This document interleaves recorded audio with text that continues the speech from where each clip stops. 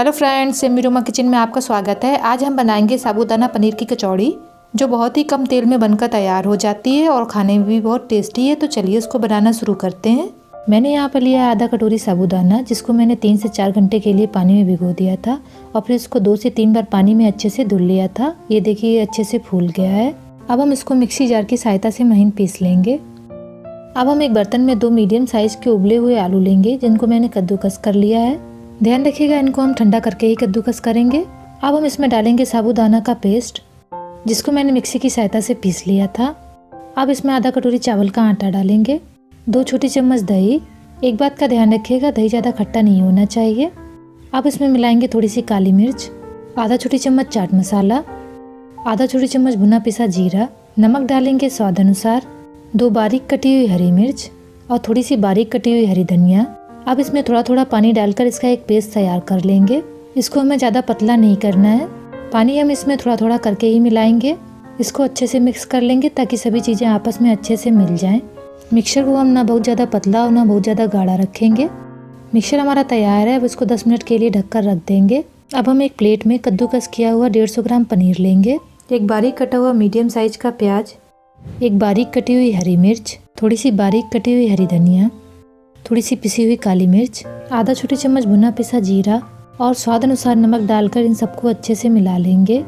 इन सबको अच्छे से मिक्स करेंगे ताकि सभी चीज़ें आपस में अच्छे से मिल जाएं। ये लीजिए, कचौड़ियों के लिए स्टफिंग हमारी तैयार है। अब हम एक पैन लेंगे और इसको गर्म कर लेंगे।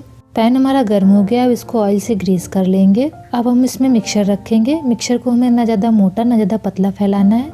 इसी तरीके से हम दूसरी साइड में भी मिक्सचर रखेंगे। गैस की फ्लेम को मीडियम कर लेंगे। 1 मिनट के बाद हम ब्रश की सहायता से कचौड़ी के चारों तरफ ऑयल लगा लेंगे। 2 से 3 मिनट तक हम इनको मीडियम आंच पर सेकेंगे। ये देखिए, कचौड़ियों का किनारे से कलर चेंज होने लगा है। अब हम स्पून की सहायता से इसको इस तरीके से हटाएंगे। जब कचौड़ियाँ हमारी नीचे से सिक जाएंगी तो ये तवे पर इस तरीके से सरकने लगती हैं। अब हम स्पून की सहायता से इनको पलट लेंगे और दूसरी साइड से भी इनको 1 से 2 मिनट के लिए सेकेंगे। इसी तरीके से हम दूसरी कचौड़ी को भी पलट लेंगे। ध्यान रखिएगा, गैस की फ्लेम को हम मीडियम ही रखेंगे। अब हम इसको इस तरीके से दबाते हुए सेकेंगे। अब इसके चारों तरफ हम थोड़ा सा ऑयल का छिड़काव करेंगे और इनके ऊपर भी थोड़ा सा ऑयल लगा लेंगे। अब हम एक कचौड़ी को पलट लेंगे और इसके ऊपर स्टफिंग को रखेंगे। स्टफिंग आप अपने स्वाद के अनुसार कम या ज़्यादा रख सकते हैं। अगर आपको पनीर पसंद नहीं है तो आप अपनी पसंद के अकॉर्डिंग कोई भी स्टफिंग इसमें रख सकते हैं। अब हम दूसरी वाली कचौड़ी को उठाकर इसके ऊपर इस तरीके से रख देंगे। इसको आराम से रखेंगे। अब हम इसको इस तरीके से दबाते हुए इसको सेक लेंगे। हम इसको हल्के हल्के दबाते हुए चारों तरफ से अच्छे से सेक लेंगे। अब हम इसको पलट लेंगे और दूसरी साइड से भी इसको इसी तरीके से सेक लेंगे। ये देखिए, ये देखने में भी क्रिस्पी लग रही है और खाने में भी ये बहुत ही टेस्टी होती है। तो आप इस रेसिपी को एक बार जरूर ट्राई करें।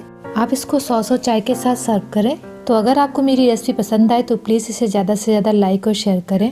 तो मिलते हैं एक नई रेसिपी के साथ। बाय।